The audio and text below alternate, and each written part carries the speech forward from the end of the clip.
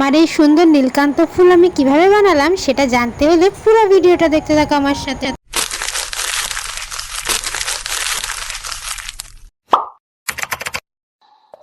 কি বন্ধুরা, কেমন আছো? আজকে আমি চলে এসেছি, আজকে এক্সেল দিয়ে তোমাদের কিছু বানিয়ে দেখাবো।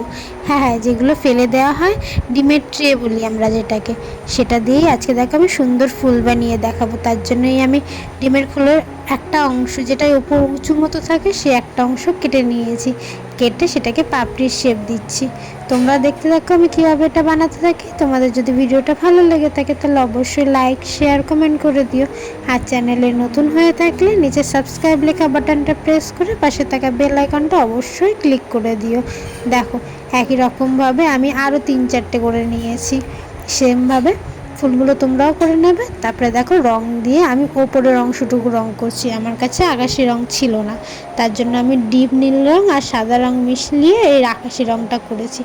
সেমভাবে আমি সব কটাকে রং করে নিলাম। এবার ক্লে নেব। তোমাদের ক্লে না থাকলে অন্য কিছু দিয়ে করো, তবে আমার কাছে ক্লে ছিল, তাই ভায়োলেট কালার, নীলের একটু ডিপ ভায়োলেট মনে হয় না, সেই ভায়োলেট কালারের ক্লে নিয়ে আমি ওটাকে আঙুলে গোল পাকিয়ে নিয়েছি এবং গোল করে নীলকান্ত ফুলের ভেতরে যেটা থাকে সেই শ্বেত মতো অংশটা আমি এটা বানিয়ে নিচ্ছি। দেখো, সুন্দর করে আমি সব কটা করে নিচ্ছি।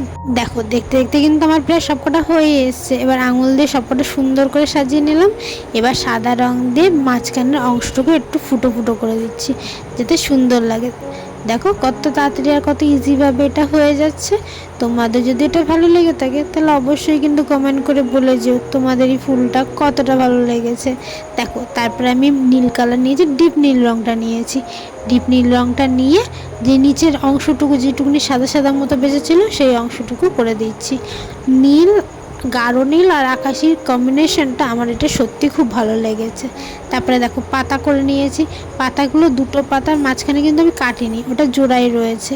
এবার নীল ফুলের পেছন দিকটা একটু সরু অংশ, মানে টিফিন দিয়ে ফুটো করে এরকমভাবে একটা কাঠি গুজে নিয়েছি এবং পাতাগুলোকে দেখো সুন্দর করে আমি লাগিয়ে নিয়েছি। সব কটা ফুলে একই রকমভাবে লাগিয়ে নিয়েছি। এবার পাতাগুলোকেও তো একটু ঢাকতে হবে, সেজন্য আমি সবুজ রং দিয়ে পাতাগুলোকে ঢেকে দিচ্ছি। দেখো কত ইজি পদ্ধতিতে হয়ে গেল। এবার তোমরাই কমেন্ট করে বলো এটা কেমন হয়েছে।